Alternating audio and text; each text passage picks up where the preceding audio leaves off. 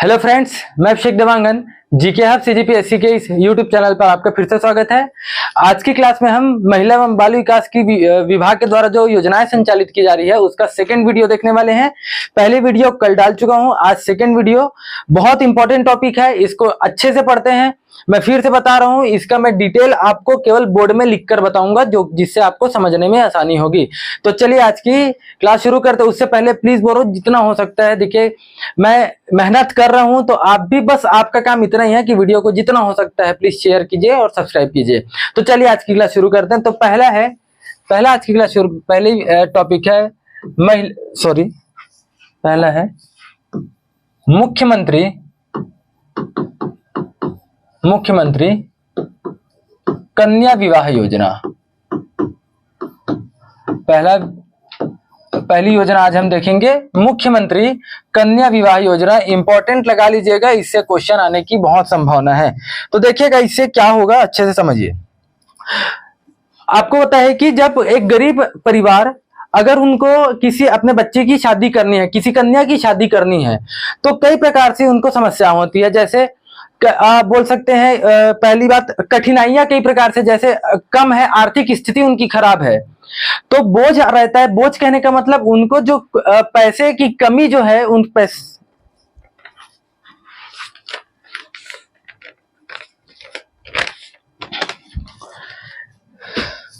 इस योजना के अंतर्गत अगर हम देखेंगे तो महिला एवं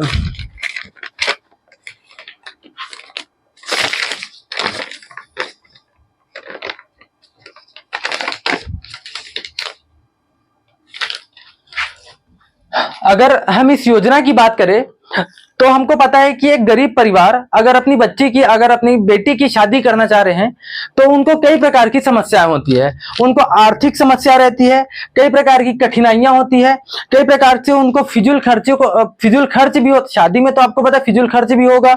और उसके अलावा अगर वो सादगी पूर्ण, अगर एक बोल सकते हैं अच्छे से शादी करना चाहते हैं, एक तो नॉर्मल ही होगा, अच्छे से भी आप कितना भी शादी करो, खर्च तो 2 लाख 3 लाख रुपए खर्च तो होगा ही होगा। किसी भी अगर गरीब परिवार की अगर किसी कन्या की शादी की जा रही है तो इन्हीं समस्याओं को दूर करने के लिए, जो आर्थिक कठिनाइयां आती है गरीब परिवार को, जो फिजूल खर्ची होता है, इन्हीं समस्याओं को दूर करने के लिए, सादगी पूर्ण शादी करने के लिए, कन्याओं की सादगी पूर्ण विवाह करने के उद्देश्य से ही कब लाया गया, 2005-6 में राज्य सरकार के द्वारा क्या शुरू किया गया, मुख्यमंत्री कन्या विवाह योजना शुरू किया गया 2005-6 को। कौन से विभाग के अंतर्गत आता है, याद रखिएगा, महिला एवं बाल विकास विभाग। ठीक है, राज्य सरकार की हर एक विभाग जो मैं बता रहा हूं योजना, वो केवल और केवल महिला एवं बाल विकास विभाग के द्वारा ही संचालित किया जा रहा है।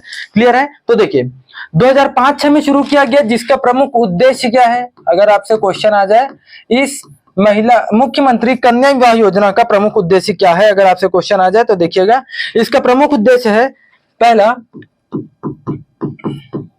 गरीब परिवार को कन्या के संदर्भ में होने वाली या कन्या के विवाह में होने वाली कठिनाइयों का क्या करना है, निवारण। जो भी ऐसे परिवार जिनको कन्या की, अपने बच्चे की शादी करनी है, अपने कन्या की शादी करनी है, तो उसमें जो भी कठिनाइयां आती है, उन कठिनाइयों को दूर करने के लिए इस प्रकार की योजना लाई गई। दूसरा देखिए अभी क्या है, अभी हम आपको बताएंगे मुख्यमंत्री कन्या विवाह योजना क्या है। दूसरा है फिजूल खर्ची को कम करने के लिए, फिजूल खर्ची को कम करने के लिए। तीसरा अगर आप देखेंगे तो सादगीपूर्ण विवाह के लिए, या फिर सादगीपूर्ण विवाह को बढ़ावा देने के लिए, विवाह को बढ़ावा देने हेतु इसके लिए भी ये योजना लाई गई। तो उसके अलावा आप देख सकते हैं जो विवाह में जो दहेज का जो लेन देन होता था उसकी रोकथाम के लिए, दहेज के रोकथाम के लिए, दहेज को रोकने के लिए भी इसको लाया गया। समझ रहे हैं? तो देखिए, तो ये सभी प्रकार के और कई उद्देश्य हैं इसके, तो मेनली यही है। और इसमें क्या करती है राज्य सरकार, सामूहिक रूप से, याद रखिएगा, राज्य सरकार क्या करती है, सामूहिक रूप से सामूहिक बोल सकते हैं, सामाजिक रूप या सामूहिक क्या करती है, विवाह करवाती है। किनका? कन्याओं का। राज्य सरकार मतलब छत्तीसगढ़ सरकार की जो भी कन्याएं हैं जो इसके लिए पात्र है उनका सामूहिक विवाह कराती है राज्य सरकार। कौन से विभाग के अंतर्गत? महिला एवं बाल विकास विभाग क्या करती है? सामूहिक विवाह का आयोजन कराती है। समझना अच्छे से। अब इसके लिए कब चालू किया गया? 2005-6 में शुरू किया गया। अब इसके लिए कौन से परिवार की कन्याओं को इसमें शामिल किया जाएगा? समझिए, कौन सी परिवार की कन्याओं को इसमें शामिल किया जाएगा? अगर क्वेश्चन आए तो पात्र कौन कौन होंगे, कौन कौन सी कन्या इसके लिए पात्र होंगे? तो देखिए इसके लिए कौन कौन सी कन्या पात्र होंगे। पहला, ऐसे परिवार जो गरीबी रेखा से नीचे जीवन यापन करते हैं, से नीचे क्या कर रहे हैं? जीवन यापन कर रहे हैं। ऐसे परिवार की कन्याओं को क्या किया जाएगा? सामूहिक विवाह में, सामूहिक विवाह जब आयोजन किया जाएगा उसमें शामिल किया जाएगा। समझ रहे हैं? इसके लिए आवेदन करना पड़ता है। और आवेदन कौन कर सकते हैं? तो इसके लिए मैं बता रहा हूं कौन कौन से पात्र होंगे। तो देखिए, ऐसे कन्या जो, ऐसे परिवार जो गरीबी रेखा से जीवन यापन कर रहे हैं। दूसरा, ऐसे परिवार बोल सकते हैं वैसे कन्या जिनके माता व पिता दोनों की बात हो रही है, पिता छत्तीसगढ़ के क्या हो? मूल निवासी हो। छत्तीसगढ़ के मूल निवासी अनिवार्य है, उनके माता पिता को छत्तीसगढ़ के निवासी होना जरूरी है।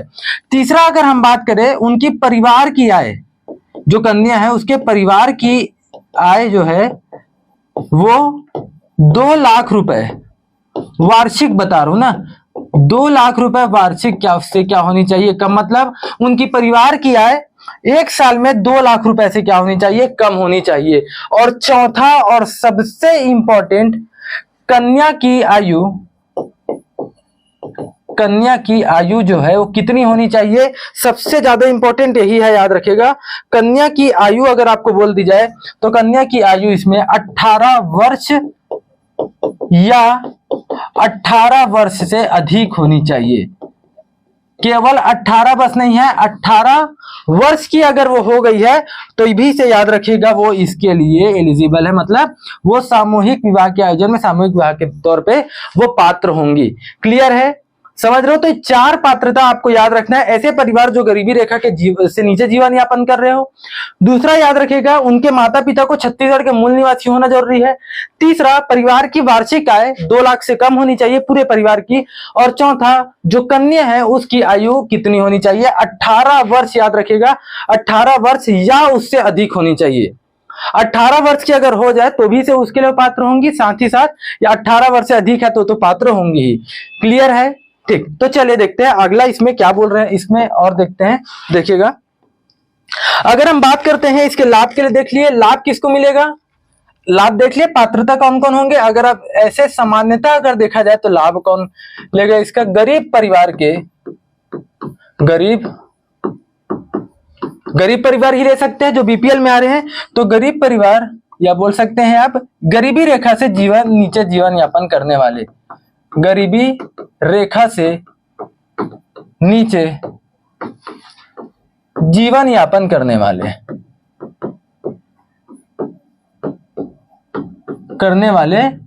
जो कन्या है, याद रखिएगा वही इसका लाभ ले सकती है इस प्रकार की योजना का।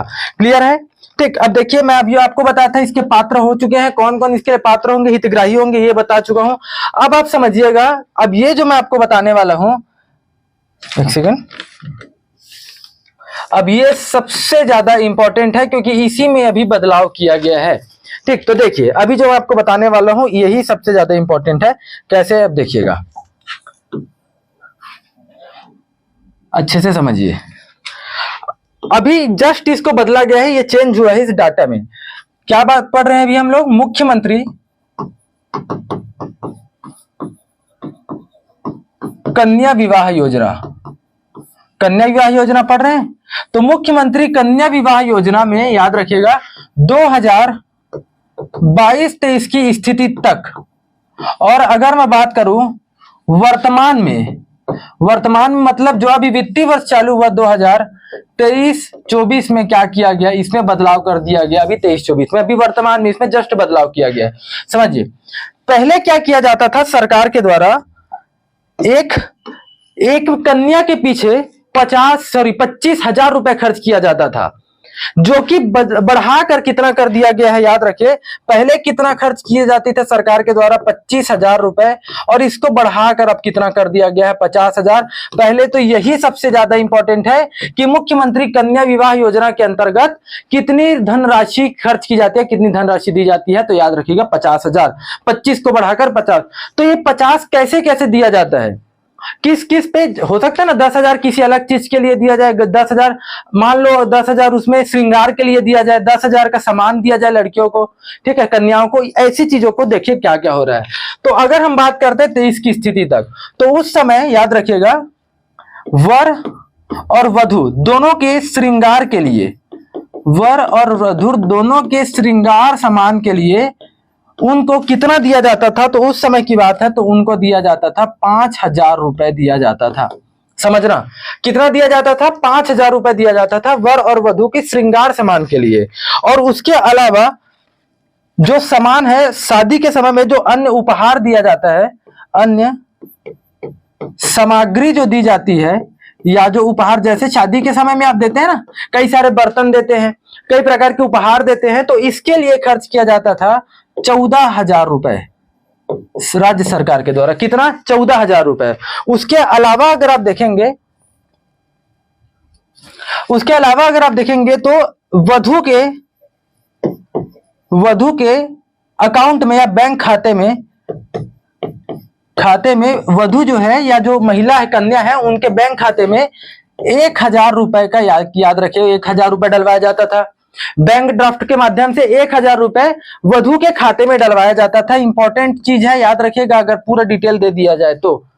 चौथा याद रखिएगा, इनके कन्या आयोजन के लिए, जैसे मान लीजिए एक बार में 50 कन्याओं की क्या करनी है, शादी करनी है, तो आयोजन के लिए, तो इनको पूरा आयोजन करने के लिए, मंडप के लिए, इनके परिवहन के लिए, लाने ले जाने के लिए, सभी के लिए सरकार का तो जो खर्च आ ही रहे ना, तो ये सभी चीजों को आयोजन करने के लिए एक कन्या के पीछे 5,000 रुपए खर्च किया जाता था। तो कितना हो गया, 14 + 5 19 और 1 20 और 5 25। तो टोटल अगर आपसे बोला जाए कि टोटल अगर मैं बात करूं कि कितना खर्च किया जाता था, तो देखिए टोटल हम बोल सकते हैं कुल कितना खर्च किया जाता था 2022-23 तक, तो यह खर्च किया जाता था 25,000 रुपए है। देखिए 25,000 रुपए है, लेकिन वर्तमान में इसी में बदलाव किया गया है। अब वर्तमान में वर और वधु के श्रृंगार के लिए अब दिया जा रहा है 6,000 रुपए। इसको बढ़ाकर कितना कर दिया गया, 6,000 रुपए कर दिया गया। जो वधु के खाते में, जो कन्या है उसके खाते में पहले कितना आता था, 1,000, अब सोच लीजिए इसी को बढ़ाकर कर दिया गया है 21,000 रुपए। सबसे ज्यादा इसी में बढ़ोतरी की गई है। जो अब खाते में कितना 1,000 के बदले अब 21,000 आएगा। और उसके अलावा याद रखिएगा, जो भेंट इनको 14,000 रुपए का इनको सामग्री दी जाती थी, अब उसको बढ़ाकर कितना कर दिया गया है, 15,000 रुपए कर दिया गया है। तो कितना हो गया, 15 + 21 हो गया कितना, 36,000 + 6 42,000 और 8,000। पहले कितना था याद रखिएगा, इनके लिए पहले आयोजन के लिए कितना 6,000 रुपए खर्च, 5,000 रुपए खर्च किया जाता था।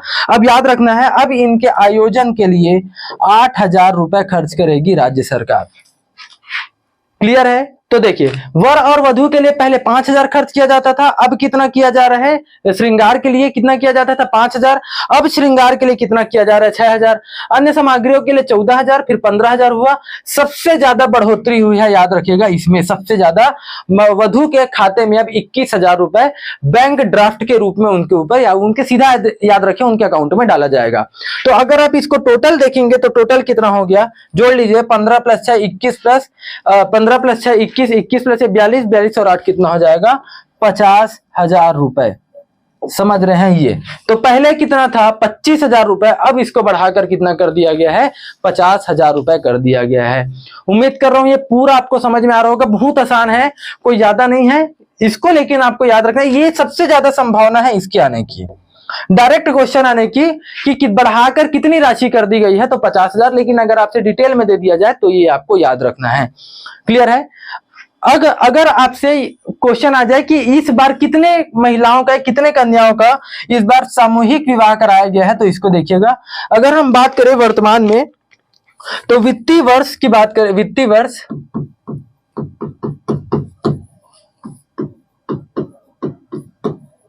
2022-23 की हम बात करते हैं।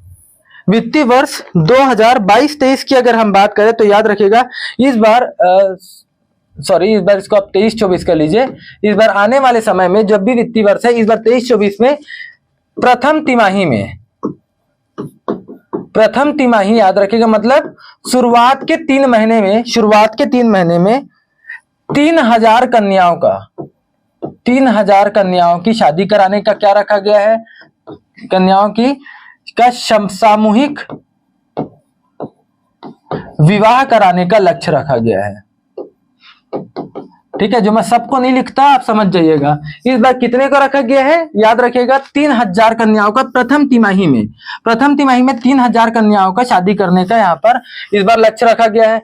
और अगर आप बात करते हैं कुल की बात करें तो एक वर्षों में पूरे के पूरे वित्तीय वर्ष में अगर बात करें, वित्तीय वर्ष में अर्थात एक वर्ष में कितने कन्याओं का शादी करने का लक्ष्य रखा गया है, तो उसको याद रखना है, वो है 7500 कन्याओं की शादी का या फिर सामूहिक विवाह का लक्ष्य रखा गया है। क्लियर है। और अगर हम बात करें पिछले बार कितना किया गया था, अगर हम बात करते हैं पिछले वर्ष कितना किया गया था, तो पिछले वर्ष किया गया था, याद रखिएगा इसमें 6800 कन्याओं की शादी की गई थी। ये आपको इंपॉर्टेंट है, याद रखना है। और इस बार के बजट में जो 2023 और 24 का जो बजट आया है, तो इस बजट में कितना मुख्यमंत्री कन्या विवाह योजना के लिए कितने रुपए का प्रावधान किया गया है, तो याद रखना है इस बार का जो बजट है उस बजट में इसके लिए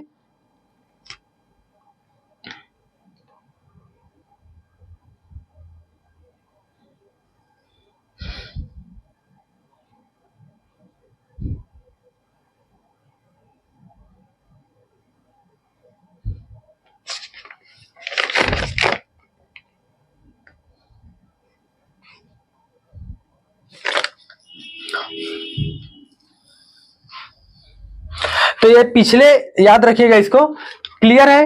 प्रथम तिमाही में 3000 कन्याओं की शादी करने का लक्ष्य रखा गया और पूरे के पूरे इस साल में 7500, और पिछले बार कितना हुआ है तो 6800 कन्याओं की शादी का आयोजन किया गया है, तो मतलब सामूहिक रूप से उनकी शादी की गई है। और इस बार प्रति कन्या के पीछे राज्य सरकार कितना 50,000 रुपए खर्च करेगी।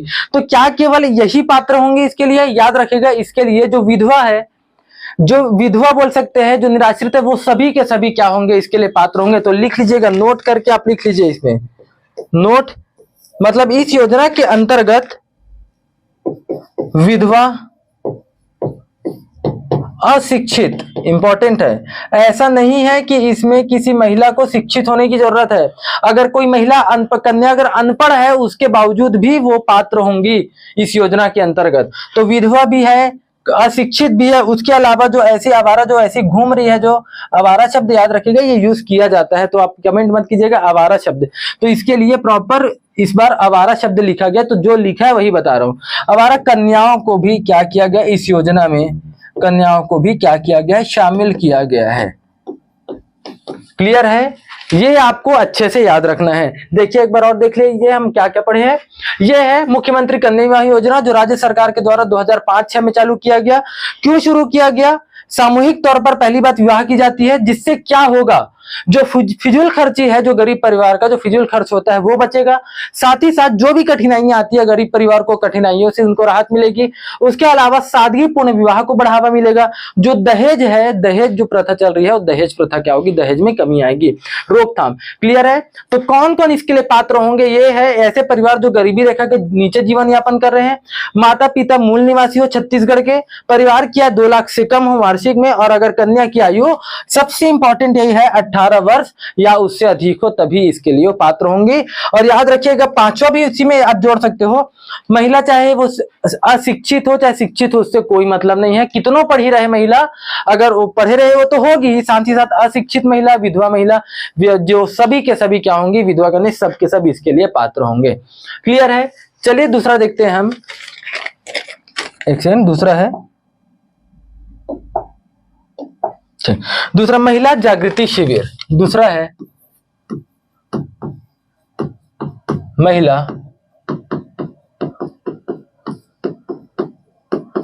जागृति शिविर। देखिए नाम से ही आपको समझ में आ गया होगा, महिलाओं को क्या करना है, जागृत करना है, महिलाओं को में जागरूकता लानी है। तो कैसे लाया जाएगा, शिविर का आयोजन करके। शिविर समझ गए, एक प्रकार शिविर मतलब तो आप समझते होंगे। तो महिलाओं में जागरूकता लानी है शिविर का आयोजन करके, तो इस योजना का नाम क्या रख दिया गया, महिला जागृति शिविर। ठीक, तो इसमें आपको क्या रखना है, इसका उद्देश्य अगर आपसे पूछ दिया जाए, इसका उद्देश्य क्या होगा, महिला जागृति शिविर का उद्देश्य क्या होगा, तो पहला है महिलाओं को उनके कानूनी अधिकारों व प्रावधानों के प्रति क्या कराना, जागरूक कराना। महिलाओं को उनके कानूनी अधिकारों के प्रति जागरूक करवाना।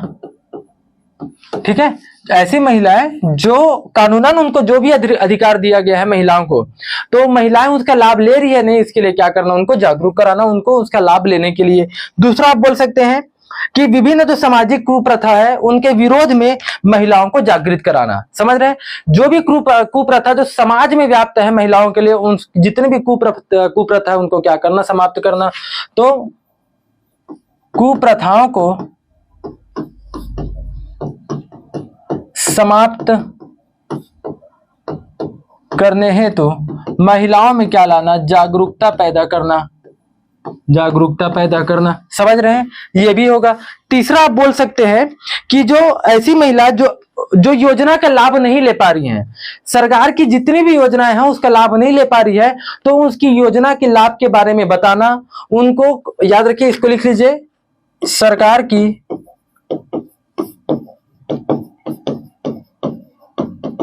समस्त योजनाओं की जानकारी देना। एक शिविर का आयोजन किया जाएगा और उसमें सभी महिलाएं आएंगी, और जो जो योजनाएं सरकार के द्वारा उनके विकास के लिए, उनके लाभ के लिए चलाया जा रहा है, उनकी क्या करना, जानकारी देना और उसे लाभ लेने के लिए प्रेरित करना। यही सब काम रहेगा एक शिविर का आयोजन जब कराया जाएगा। तो मेनली आपको यही याद रखना है। अब आयोजन किस स्तर पर होगा, अगर आपसे क्वेश्चन आ जाए आयोजन किस स्तर पर होगा, तो याद रखना है ये जो आयोजन होगा वो ग्राम पंचायत स्तर पर होगा, मतलब ग्राम पंचायत पर भी शिविर का आयोजन किया जाएगा। जनपद पंचायत स्तर पर भी होगा, याद रखेगा, जनपद पंचायत स्तर पर भी होगा। साथ ही साथ याद रखेगा जिला पंचायत अर्थात जिला स्तर पर भी क्या किया जाएगा, इस शिविर का आयोजन किया जाएगा। तो ग्राम पंचायत, जनपद पंचायत और जिला पंचायत पर क्या किया जाएगा, शिविर का आयोजन किया जाएगा और महिलाओं को उनके अधिकारों के प्रति, उनकी योजनाओं के लिए क्या किया जाएगा, उनको जागृत किया जाएगा, उनको प्रेरित किया जाएगा। क्लियर है? ठीक। अब इसके लिए संपर्क किससे कर सकते हैं, अगर ऐसे जागरूक होना है तो उनके संपर्क किससे करेंगे, कौन से अधिकारी से करेंगे? तो मैं आपको बताया था महिला एवं बाल विकास मंत्रालय के द्वारा इस योजनाओं को लाइव, सबसे पहली क्लास या पहली या दूसरी क्लास है। जिले में प्रमुख कौन होता है, याद रखिए, इसके लिए जिले में प्रमुख होता है जिला कार्यक्रम अधिकारी, होता है ना, जिला कार्यक्रम अधिकारी। तो ये कोई महिला जाके डायरेक्ट इनसे संपर्क कर सकती है, या जिला कार्यक्रम अधिकारी के नीचे कौन होता है, तो याद रखिएगा इसी के नीचे तो आते हैं आपके जिला के महिला एवं बाल विकास,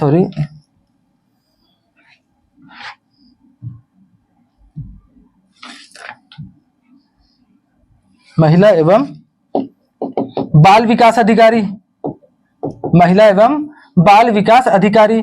और इसी के नीचे ही आते हैं आपके परियोजना आपको बता चुका हूं, और उसी के नीचे आते हैं आपके सुपरवाइजर, ये सभी चीजें, और उसके नीचे आते हैं आंगनबाड़ी कार्यकर्ता, और उसके नीचे आती है सहायिका। तो आप पूरा का पूरा हायरार्की यहाँ पे लिख लीजिएगा, मैं दोबारा नहीं बताऊंगा, बार बार बता चुका हूं इस चीजों को। तो डायरेक्ट महिलाएं इनसे संपर्क कर सकती है। इसके लिए महिला जागृति शिविर, मतलब इन सभी प्रकार की शिविर के लिए डायरेक्ट किससे संपर्क कर सकते हैं, इन अधिकारियों से कर सकते हैं। क्लियर है? अगर हम बात करते हैं इसके, एक सेकंड इसको मैं मिटा देता हूं यहीं पे, या चलिए अगला देखते हैं। अगला हम बात करें कौन कौन से इसके तहत अभी तक शिविर का आयोजन, कितने कितने शिविर का आयोजन किया गया है। तो वित्तीय वर्ष 2021-22 में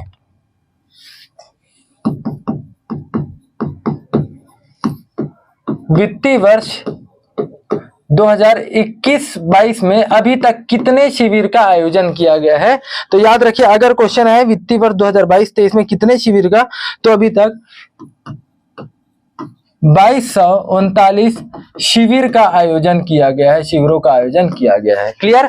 2239 शिविरों का आयोजन किया गया है। और कितने या इस पे लाभान्वित कितने हुए हैं, कितने हितग्राही लाभान्वित हुए हैं?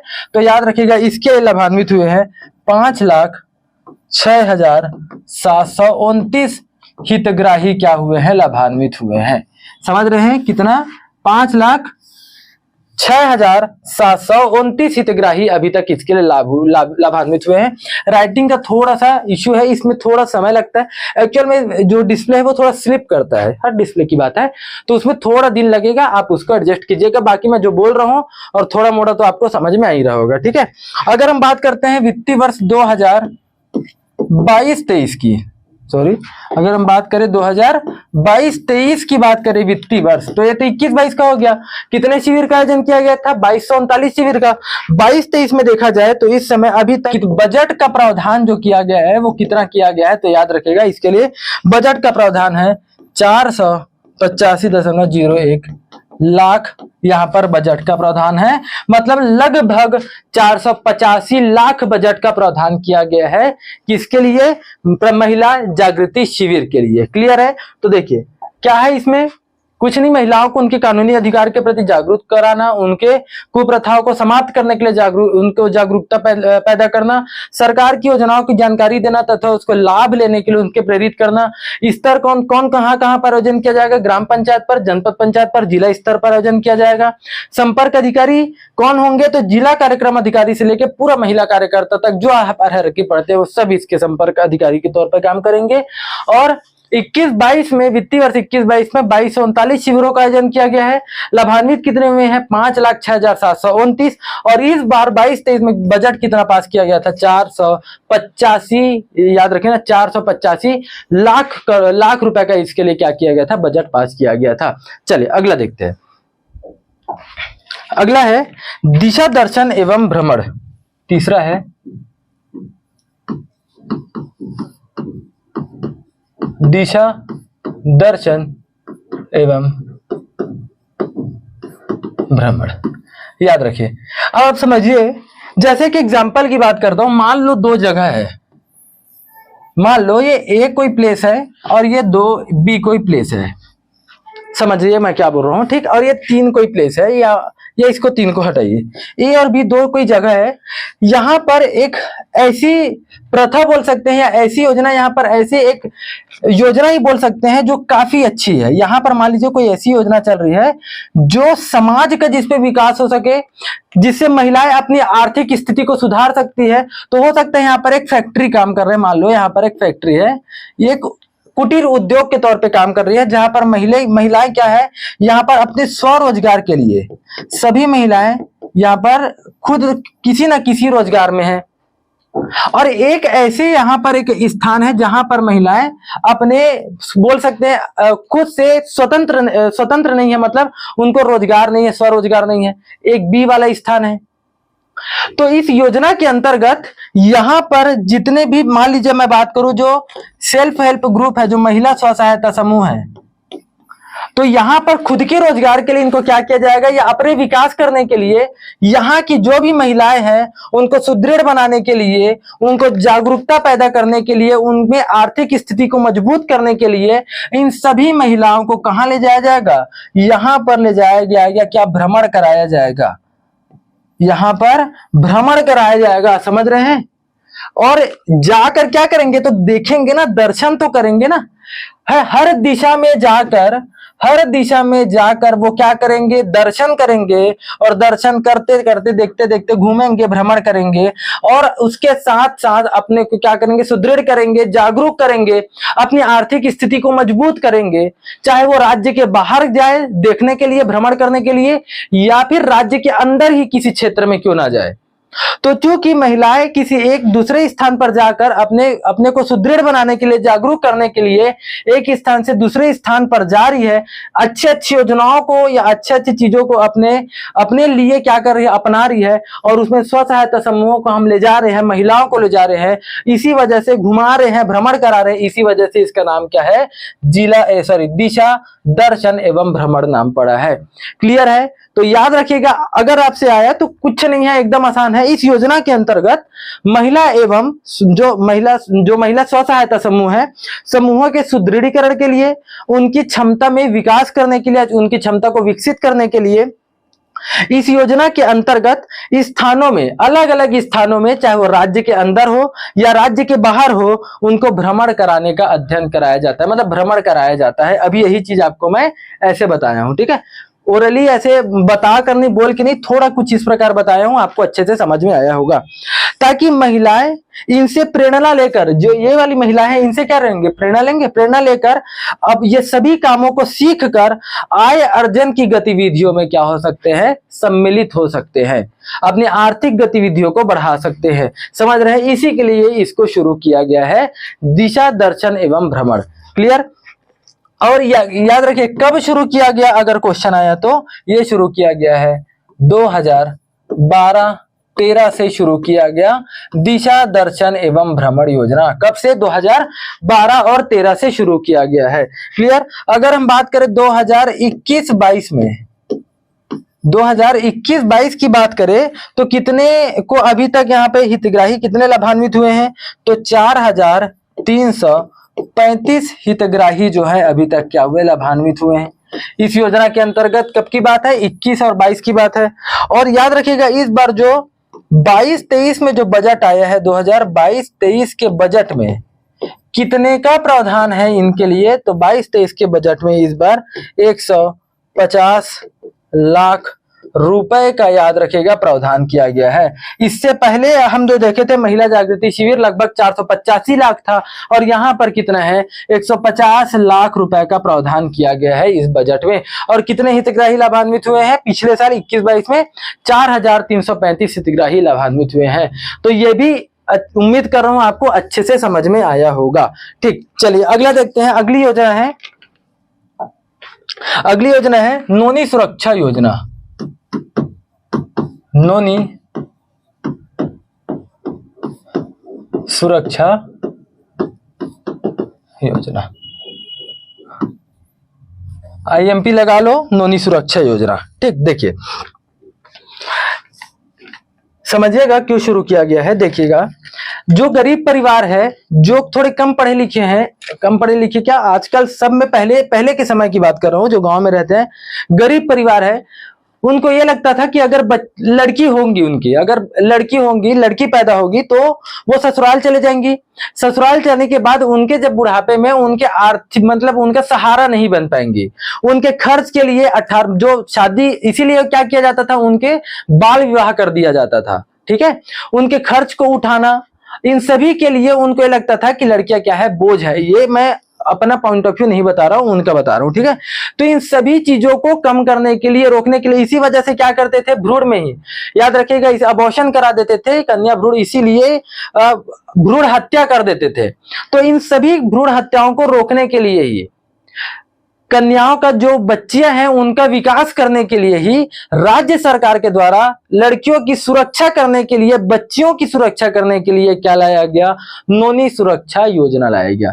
ठीक है, नोनी क्या छत्तीसगढ़ी में क्या बोलते हैं, लड़कियों को नोनी बोलते हैं।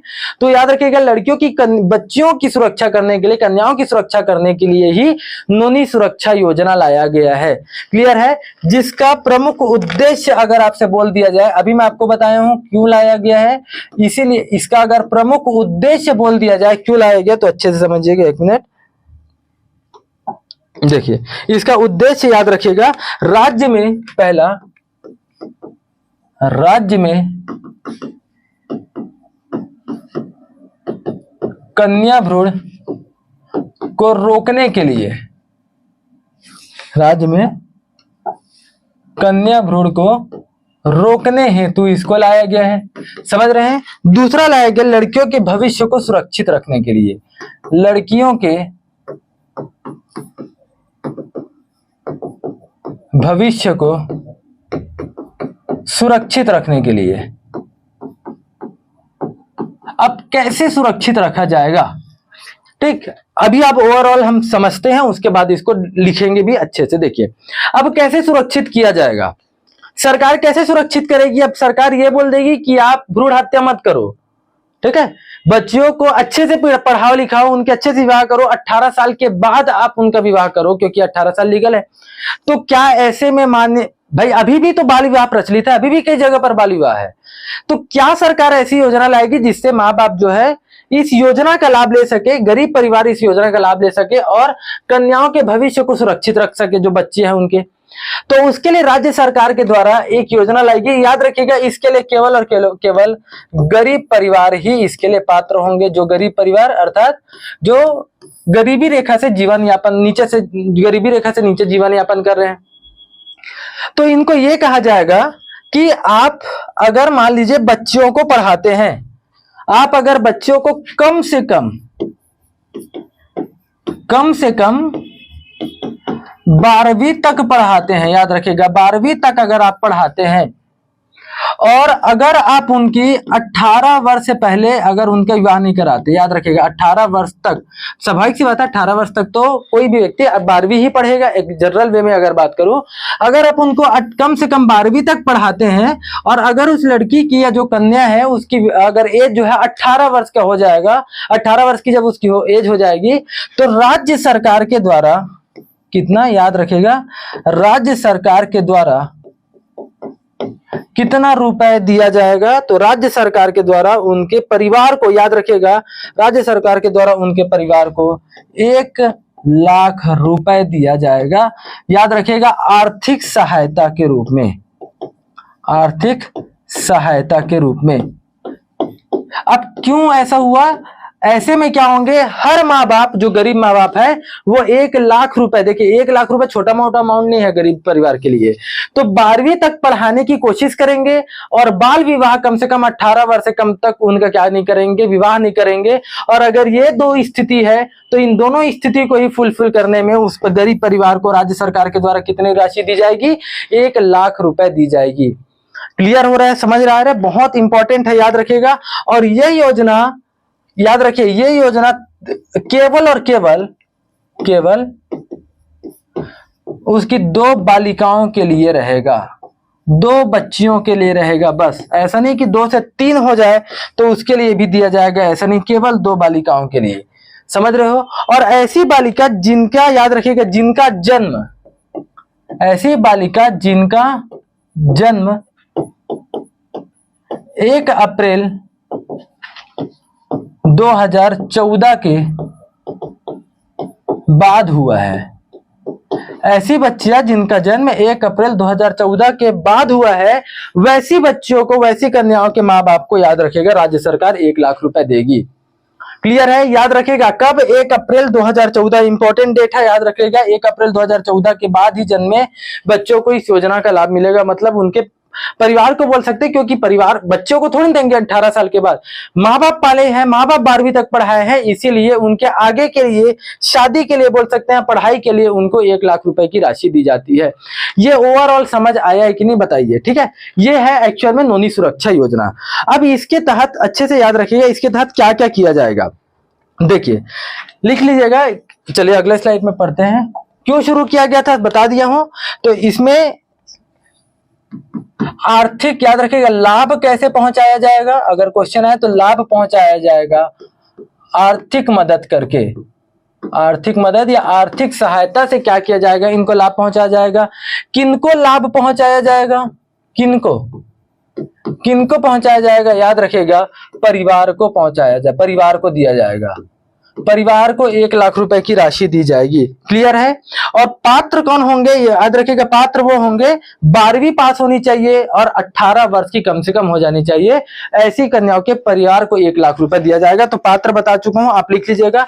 इसके लिए राज्य सरकार ने अनुबंध किया है, इसके लिए राज्य सरकार ने अनुबंध किया है। किसका किसका अनुबंध हुआ है, क्वेश्चन आया तो याद रखिएगा, इसके लिए हुआ है जीवन बीमा निगम LIC व महिला एवं बाल विकास विभाग, महिला बाल विकास विभाग और एलआईसी, ये दोनों के द्वारा अनुबंध हुआ है। अब क्या अनुबंध हुआ है समझिएगा। राज्य सरकार याद रखेगा किसको, एलआईसी को, राज्य सरकार एलआईसी को प्रति वर्ष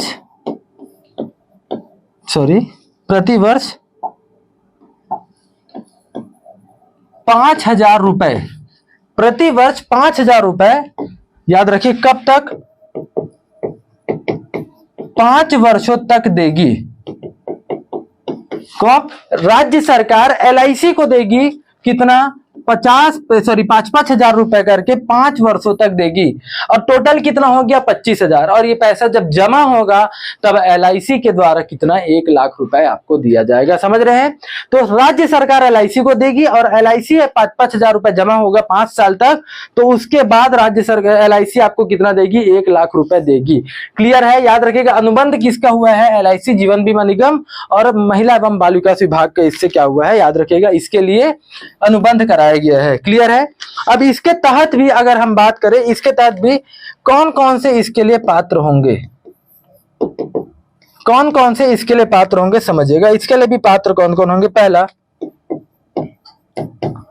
माता व पिता छत्तीसगढ़ के क्या हो, मूल निवासी।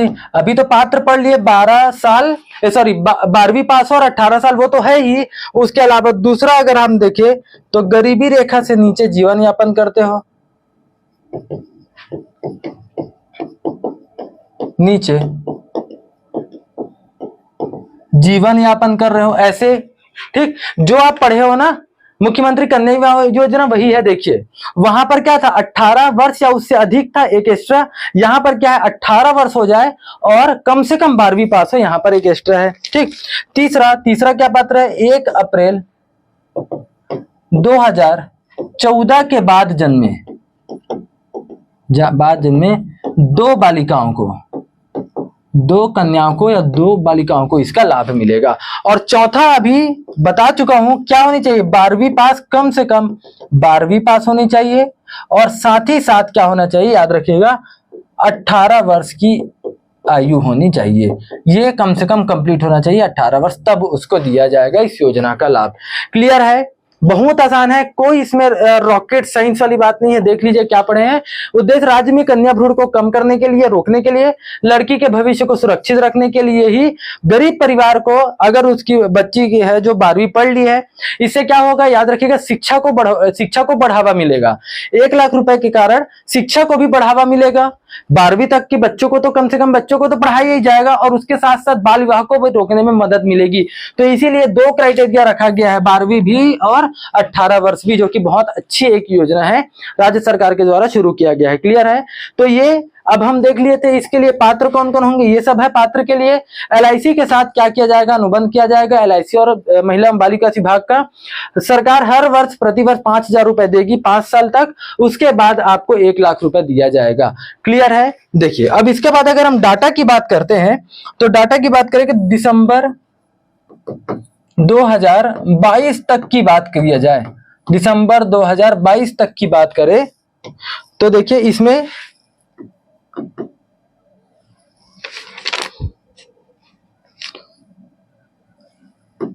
72,365 हितग्राही, 62,365